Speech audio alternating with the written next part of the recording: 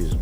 Primeiro ponto é que não existe um autismo. Todo mundo pensa que autismo é uma coisa só.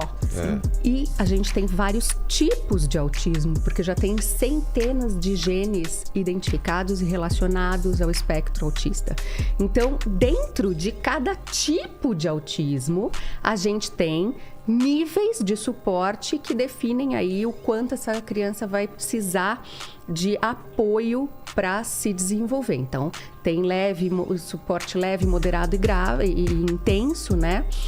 Que dentro de cada um dos subtipos. Por isso que muitas mães veem a Tabata e pensam, não, mas meu filho de 4 anos não é assim, porque é outro tipo de autismo, transtorno do neurodesenvolvimento. Então, o cérebro se constitui de uma forma diferente, com alterações desde que o bebezinho nasce.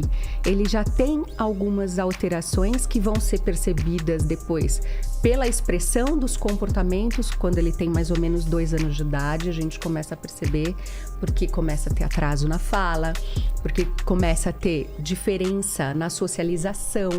Uma criança que fica mais em movimentos e com interesses repetitivos, ao invés de compartilhar, ao invés de trocar, mais introspectiva? Um pouco mais introspectiva e com dificuldade na comunicação, tanto receptiva quanto expressiva.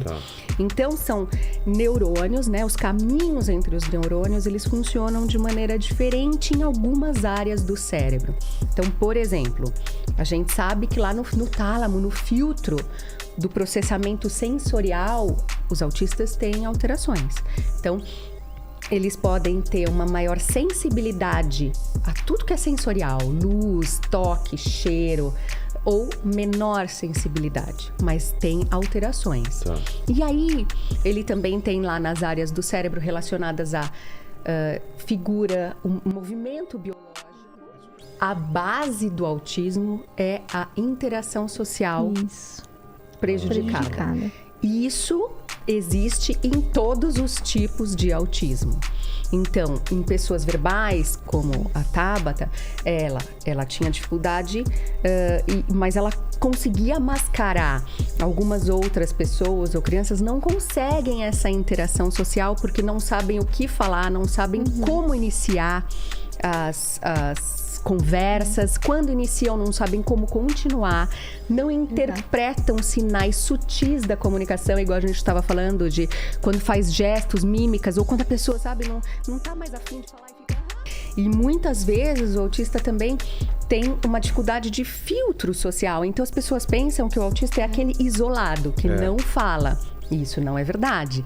O autista também pode ser aquele que fala muito, fala...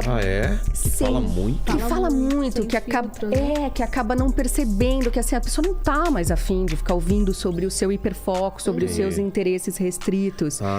E acaba falando e aí não percebe, daí a pessoa fala, então mais tarde eu te ligo. Inconveniente. A pessoa quer terminar o assunto e ela, não, mas... Exato. Não, mas deixa eu te mostrar aqui. Exato. Exatamente. Então, a base do autismo é essa dificuldade na interação social. Interpretar sinais. Interpretar coisas que não são ditas por completo, de forma linguagem clara. Silenciosa, Meias palavras, um terror. E duplo sentido, quando fala ironia, sarcasmo. Que nem eu falando aqui com o Paquito, falei, parabéns, cara, tá fazendo um bom trabalho, hein? Exato. Aí o cara falou, eu tô fazendo um bom trabalho. Exatamente.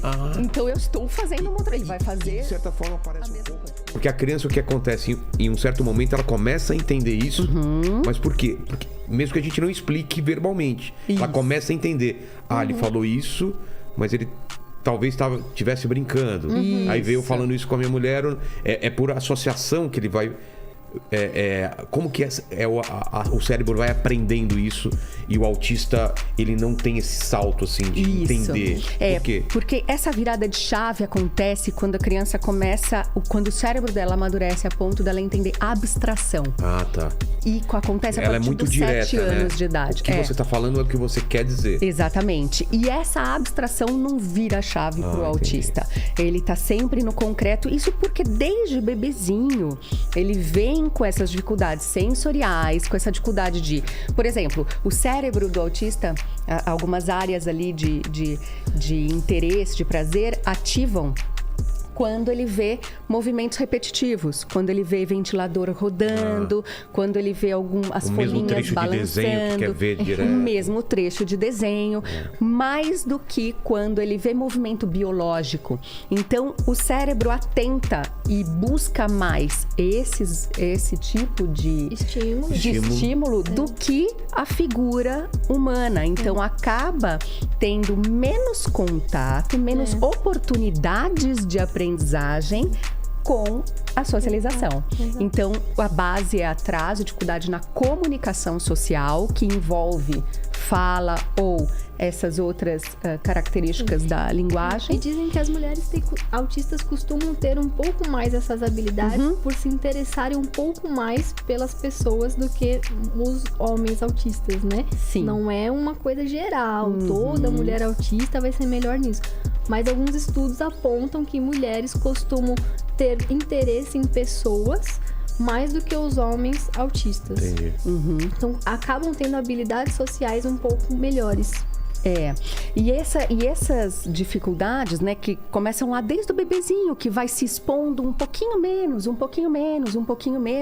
elas vão se acumulando, acumulando. E aí, quando a gente tem 2 anos por aí, é uma criança que tem menos a interação e que, enquanto ela é pequenininha, é sutil. Então, muitas vezes dá pra gente ir deixando passar, dá pra alguns médicos até dizerem pra mãe, não, isso é coisa da tua cabeça, volta daqui 6 meses, que é o que as mães mais ouvem. Mas elas sabem, cara, a mãe sente, mãe não... E uma outra questão que compõe esse quebra-cabeça aí do autismo é interesse restrito e comportamento repetitivo. O que seria estereotipado. Então, por exemplo, assim, interesse restrito em determinado tema. Aquela criança que sabe todas as bandeiras, todos os países, todos os trilhos do metrô, dinossauro, e tem interesses restritos. E também, muitas vezes, as estereotipias, que são os movimentos repetitivos, fica girando, flapping. Por que faz isso? Porque é uma regulação sensorial. Quer contar um pouco dos estímulos que eu acho que vocês sabem melhor? Quando você tá ansioso, você não balança a perna às vezes? Sim. É a mesma sensação, aliviar alguma coisa ali. Só que o autista costuma fazer quando tá triste, quando tá estressado, frustrado, feliz. É uma forma de jogar pra fora um sentimento que tá aqui, assim, e às vezes a gente não sabe processar e entender aquele sentimento e dá vontade de tirar aquela energia que tá aqui dentro, né? Então você balança pra frente, pra trás, faz o flapping, bate na cabeça.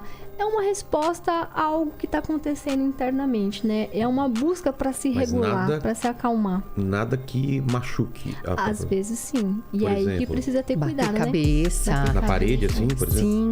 Porque aquilo é uma forma de chamar atenção ou de aliviar alguma coisa? É uma forma de alívio, de autorregulação, só que causa um prejuízo. Eu tenho uma amiga que quando ela tá estressada, frustrada, ela começa a tirar pelinhas do dedo. Sei. Porque a dor, naquele momento, é relaxante em comparação ao furacão que tá ali dentro. Só que depois, né, acaba se tornando prejudicial. Então, é uma busca ali por um alívio. Só que nem sempre elas são tranquilas e saudáveis, né? E a gente já ouviu um relato de outros autistas também, dizendo, por exemplo, assim, tem algumas alterações sensoriais que começam desde lá do bebezinho, com aquele filtro no tálamo que eu tava falando, que algumas vezes, por exemplo, eles são hipossensoriais. Eles não sentem alguma sensação. Então, sabe quando você tá voltando da anestesia? Você não tomou hack, né? Porque você não fez cesárea.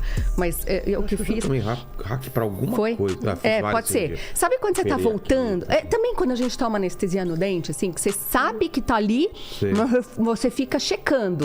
Você tá com uma menor sensação. Dente, né, que você fica passando a língua toda hora.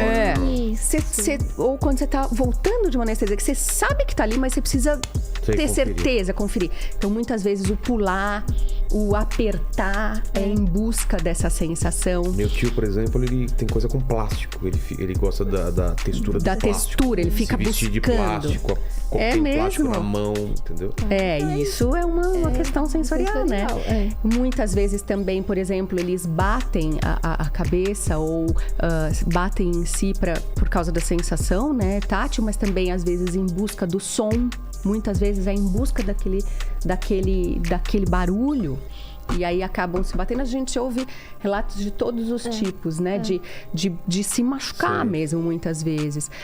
E aí acaba que esses comportamentos, eles podem acabar tendo outras funções. Porque eles fazem, aí tem uma determinada reação do ambiente que eles podem acabar selecionando.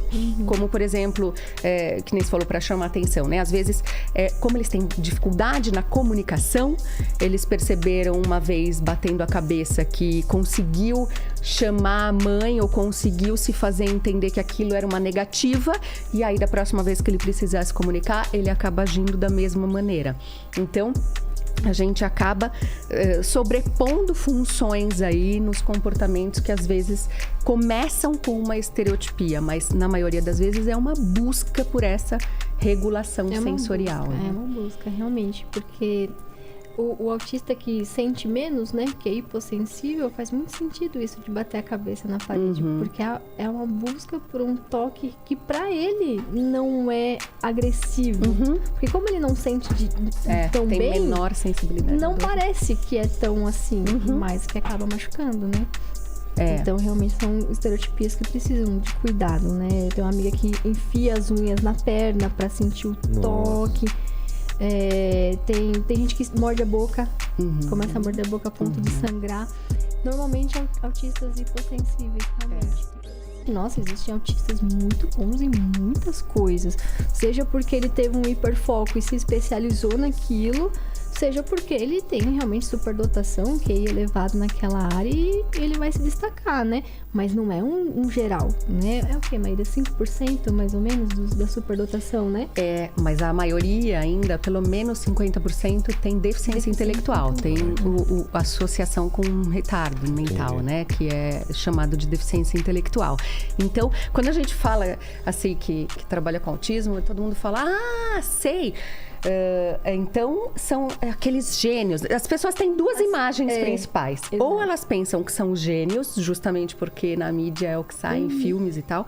Ou elas pensam que são aquelas crianças que ficam no canto, balançando, sem interação nenhuma, só em movimentos repetitivos. São dois extremos, né? São dois extremos que são raros, porque são extremos. O que a gente tem na maioria das vezes é o caminho do meio disso tudo, né? Verdade. Então... É importante a gente entender que autismo é isso que a gente estava descrevendo, né? São esses comportamentos, essa dificuldade na comunicação social, os comportamentos